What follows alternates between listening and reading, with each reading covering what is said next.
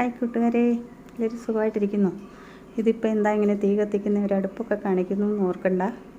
ഇത് നമുക്ക് ഗ്യാസ് തീർന്നപ്പോൾ ഇത് നമുക്ക് ജോലിക്കാരുണ്ടായിരുന്നു, അതിഥി തൊഴിലാളികൾ താമസിക്കുന്ന റൂമാണ്. അപ്പം അവിടെ അവരുടെ അടുപ്പുണ്ട്. നമ്മൾ തീ കത്തിച്ച് അവിടെ കഞ്ഞി ഇട്ടു, അവരൊക്കെ പോയി. ഇതാണ്. അപ്പം ഇവിടെ ഇരുന്ന് പുക അടിച്ചാലും കുഴപ്പമൊന്നുമില്ല, കത്തിക്കളും. നല്ലൊരു അടുപ്പാണ്. 3 സൈഡിലും പാത്രങ്ങൾ വെക്കാം. വിറക് വലിയ വിറക് വെച്ചാലും കുഴപ്പമൊന്നുമില്ല. അപ്പം ഞാനിവിടെ വന്ന് അരിയിട്ട് ഇവിടെ നിന്ന് കുറച്ച് കാര്യങ്ങൾ സംസാരിക്കാമെന്ന് വെച്ചു. ഇതാണ് അവരുടെ റൂം. ഇത് അവർക്ക് 2-3 പേർക്ക് കിടക്കാനുള്ള കട്ടിൽ. ഇവിടെ ഒരു കട്ടിൽ കൊടുത്തിട്ടുണ്ട്. ഇങ്ങനെ. അപ്പോൾ ഞാൻ പറയാൻ വന്ന കാര്യം ഇതൊന്നുമല്ല. ഞാൻ പറയാൻ വന്ന ഇന്നലെ ഒരു ചാനൽ ആ ചാനലിൽ ഞങ്ങൾ ക്യാൻസർ രോഗമുള്ളവരെ വളരെയധികം പുച്ഛിച്ച് അപമാനിച്ചുകൊണ്ടും ഒരു ലൈവ് ഇട്ടിട്ടുണ്ടായിരുന്നു. ആ ലൈവിൽ അത് കേട്ടപ്പം എനിക്ക് ഭയങ്കര വിഷമമായി.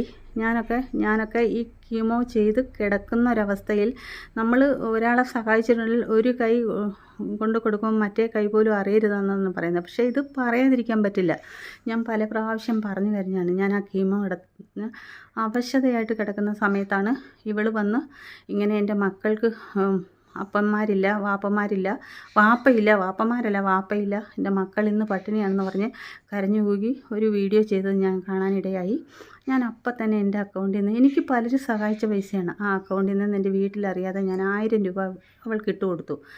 1000 രൂപ ഒരുപക്ഷെ അവൾക്കത് ചെറുതായിരിക്കാം, പക്ഷേ എനിക്കത് വലുതായിരുന്നു. ഞാൻ അധ്വാനിക്കാതെ എനിക്ക് കിട്ടിയതാണ്. എനിക്ക് വയ്യാതെ കിടക്കുമ്പോൾ എനിക്ക് സഹായിച്ച പൈസയാണ്. ഞാൻ അതിൽ നിന്ന് 1000 ഇട്ട് കൊടുത്തു. അവൾ കിട്ടി, സന്തോഷമായി. ഞാൻ പറഞ്ഞു, ആദ്യം നീ ചെയ്യേണ്ടത് നിൻ്റെ മക്കൾക്ക് ഫുഡ് വാങ്ങിക്കൊടുക്കുക എന്നാണ് പറഞ്ഞത്. ഫുഡൊക്കെ മേടിച്ച് കൊടുത്തിട്ട് നന്ദി, താങ്ക്സ് പറഞ്ഞ് എനിക്ക് മെസ്സേജ് അയച്ചു. ഞാൻ അന്ന് തന്നെ എൻ്റെ മക്കൾക്ക് എന്തൊക്കെയോ പറഞ്ഞ്, ഞാനത് പോക്കുന്നില്ല. ഞാൻ എൻ്റെ അനിയത്തെ വിളിച്ച് പറഞ്ഞു, 1000 രൂപ ഉണ്ട്, ഇട്ടതാ, ഇങ്ങനെ പാവങ്ങളല്ല, നിനക്കതിൻ്റെ പ്രതിഫലം അതിൽ കൂടുതൽ കിട്ടും, സഹായിക്കാനില്ലെന്ന് പറഞ്ഞു. അവൾ ഇട്ട് വന്നു. എൻ്റെ അക്കൗണ്ടിൽ നിന്ന് ഞാൻ പൈസ ഇട്ട് കൊടുത്തു. അവളിങ്ങനെ സന്തോഷമായിട്ടിരുന്നു, കുഴപ്പമൊന്നുമില്ല. ഇങ്ങനെ പല ആൾക്കാരും ഇവളെ സഹായിച്ചു. അപ്പോൾ ഞങ്ങളോടൊക്കെ പറഞ്ഞത് യത്തീം കുട്ടികളാണ് ഉപ്പ മരിച്ചു പോയെന്നാണ്. പിന്നീടാണ് പല വീഡിയോകളും ഞാൻ കാണുമ്പോൾ അറിയുന്ന ഉപ്പമാർ വേറെയാണ്. അതൊക്കെ എൻ്റെ വിഷയമേ അല്ല. അത് ഈ സമൂഹത്തിൽ ഓരോ വ്യക്തികൾക്കും അവരുടേതായ വ്യക്തി സ്വാതന്ത്ര്യമുണ്ട്. അവരെങ്ങനെയെങ്കിലും ജീവിച്ചോട്ടെ. പക്ഷേ ജീവിക്കുമ്പോൾ വേറൊരു കുടുംബം തകർത്തുകൊണ്ടാകരുത്. സഹായിച്ചവരെ നിന്ദിച്ചുകൊണ്ടാകരുത്. സഹായിച്ചതിൽ എനിക്കൊന്നുമില്ല. പക്ഷേ എൻ്റെ രോഗത്തെ ഇതുപോലെ കാണുന്ന ഒരുപാട് രോഗികളെ വേദനിപ്പിക്കുന്ന ഒരു വർത്തമാനമാണ് അവൾ വന്നത്. ഇത് പടച്ച ദൈവം തരുന്നതാണ്, ഇതാർക്കും മാറ്റാൻ പറ്റില്ല. പക്ഷേ ദൈവം വിചാരിച്ചാൽ എന്ത് നടക്കും. ഇതൊന്നും അവൾ ചിന്തിക്കുന്നില്ല. അവൾ മോശമായ രീതിയിലാണ് ഇന്നലെ എന്നെ ആ വീഡിയോയിൽ പരാമർശിച്ചത്. എനിക്കത് ഭയങ്കരമായിട്ട് മാനസികമായിട്ടുള്ള ബുദ്ധിമുട്ടുണ്ടാക്കി. എന്നെപ്പോലെ അനേകം ജനങ്ങളെയാണ്, ആ രോഗത്തെയാണ് അവൾ പുച്ഛിച്ചത്.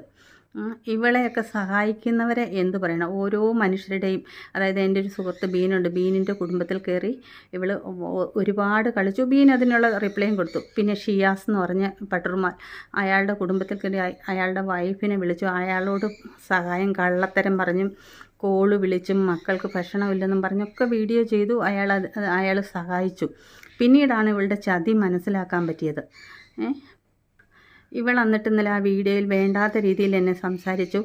ഞാനൊരു കാര്യം പറയട്ടെ. ഇവൾ സ്വന്തം ജനിപ്പിച്ച മാതാപിതാക്കളെ തള്ളി പറഞ്ഞിട്ട് സ്വന്തം പെറ്റ തള്ളയ്ക്ക് അവിഹിതം ഉണ്ടാക്കിയ ഇവളാണ് മറ്റുള്ളവരെ പറയുന്നതിൽ നമ്മൾക്ക് എടുക്കാവുന്നതേ ഉള്ളൂ, ഇത്രയേ ഉള്ളൂ എന്ന്. സ്വന്തം പെറ്റ് ഉമ്മയെക്കുറിച്ചാണ് ഇവൾ വീഡിയോയിൽ വന്ന് പറഞ്ഞത്.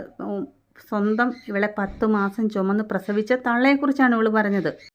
ഇപ്പോൾ സോഷ്യൽ മീഡിയയിൽ വന്ന് നമുക്ക് എന്ത് വേണേലും എങ്ങനെ വേണേലും സംസാരിക്കാം. പക്ഷേ നമുക്കൊക്കെ ഒരു സംസ്കാരമുണ്ട്, നമുക്കൊരു സ്റ്റാൻഡേർഡുണ്ട്. ഇവൾ സോഷ്യൽ മീഡിയയിൽ വന്ന് ഇവൾക്ക് 5, 6, 10 ഭർത്താക്കന്മാരുണ്ട്. ഈ സോഷ്യൽ മീഡിയയിൽ വന്നിരുന്ന് വിളമ്പിയിട്ടല്ലേ നമ്മളതിന് കമൻ്റ് ഇടുന്നത്, ഓരോ മനുഷ്യരും അതിന് റിയാക്ട് ചെയ്യുന്നത്. ഇതിപ്പം നമുക്കൊക്കെ എന്ത് വേണേലും, നമ്മുടെ കുടുംബമുണ്ട്, ഭാര്യയുണ്ട്, ഭർത്താവുണ്ട്, മക്കളുണ്ട്, നമുക്ക് ചുറ്റുമുള്ളവരുണ്ട്, നമുക്ക് എന്ത് വേണമെങ്കിലും സംസാരിക്കാം. പക്ഷേ സംസാരിക്കേണ്ടുന്ന കാര്യങ്ങളെ ഈ സോഷ്യൽ മീഡിയയിൽ ഇട്ട് കൊടുക്കാവുള്ളൂ. ഇതിനൊക്കെ പ്രതികരിക്കും ജനങ്ങൾ. അത് നമ്മൾ കേൾക്കണം എന്നുള്ള ഒരു മൈൻഡ് നമ്മൾക്ക് വേണം. ഇപ്പം വേറൊരുത്തനുമായിട്ട് സല്ലപിച്ചുകൊണ്ട് നടക്കുന്നത് നമ്മളെല്ലാവരും വീഡിയോയിൽ കണ്ടു. ഇപ്പോൾ നമ്മൾ ചോദിച്ചിട്ടല്ലല്ലോ, അതിനൊരു കമൻറ്റ് ചെയ്യുമ്പം ആ കമൻറ്റിനുള്ള മറുപടിയാണ് അവൾ പറയുന്നത്, ക്യാൻസറൊക്കെ എങ്ങനെയുണ്ട്, സുഖമായിട്ട് നന്നായിട്ട് പോകുന്നുണ്ടല്ലോ എന്ന്. എനിക്കിത് അംഗീകരിക്കാനേ പറ്റത്തില്ല. ഞാൻ അവൾക്ക് വാട്സപ്പിൽ ഞാൻ മെസ്സേജ് ഇട്ടിട്ടുണ്ട്. ഇവൾ ഗൂഗിൾ പേ വന്ന് പിന്നെയും എന്നോട് പൈസ ഇവൾ ചോദിച്ചു, എൻ്റെ ഭർത്താവിൻ്റെ നമ്പർ ചോദിച്ചു. ഇങ്ങോട്ട് ഞങ്ങളുടെ നാട്ടിൽ അവൾ എൻ്റെ വീട്ടിൽ വരുമെന്ന് അവൾ പറഞ്ഞിട്ടുണ്ട്. അവൾ പക്ഷേ ഇതൊക്കെ നിഷേധിക്കുമായിരിക്കും. എനിക്കൊരു കാര്യം പറയാനുള്ളത്, ഈ നല്ലൊരു പുണ്യമാസത്തിൽ ഒരു എന്താണ് കാസ്റ്റിൽ ജനിച്ച ഇവൾ ചെയ്യുന്നത് ശരിയാണോ തെറ്റാണോ? ശരിയായിട്ടുള്ള കാര്യമാണോ? അത് ആ ജനങ്ങൾക്ക് തന്നെ അപമാനമല്ലേ? ഇപ്പം നമ്മളോടൊന്ന് കരഞ്ഞ് പറയാൻ ആക്ടിങ് ചെയ്ത് മക്കളെ വെച്ച് ആരെങ്കിലും ചെയ്യുന്നൊരു കാര്യമാണോ? 10 വയസ്സ് പ്രായപൂർത്തിയാകാറായ ഒരു പെൺകുഞ്ഞിനെ വേറൊരു അന്യപുരുഷനെ കെട്ടിപ്പിടിച്ച് കിടന്നാലേ എൻ്റെ മക്കൾക്ക് ഉറക്കം വരുള്ളൂ എന്ന് ഇവർക്ക് പൊതു മീഡിയയിൽ വന്ന് പറയാൻ ഇവർക്ക് ഉളുപ്പില്ലേ? അവളിത് കേൾക്കുന്നുണ്ടെങ്കിൽ, എൻ്റെ വീഡിയോ കാണുന്നുണ്ടെങ്കിലും കേൾക്കുന്നുണ്ടെങ്കിലും അവൾക്ക് ഇതൊരു പാഠമായിരിക്കട്ടെ. അവൾ 1, 10, 20, 100 കെട്ടിക്കോട്ടെ, നമുക്കത് പ്രശ്നമേ അല്ല നമ്മുടെ കുടുംബത്തിൽ. പക്ഷേ സംസാരിക്കുന്ന രീതി മാന്യമായിരിക്കണം. നിന്നെപ്പോലെ നീ ഇത് കേൾക്കുന്നുണ്ടെങ്കിൽ നീ എന്താണോ അതുപോലെ മറ്റുള്ളവരെ നീ കാണരുത്.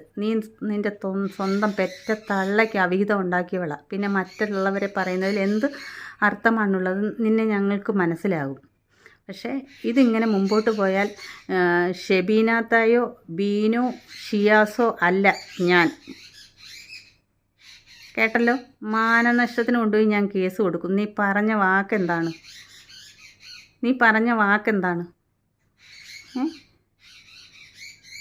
അപ്പോൾ ഇത്രയൊക്കെ ഉള്ളൂ.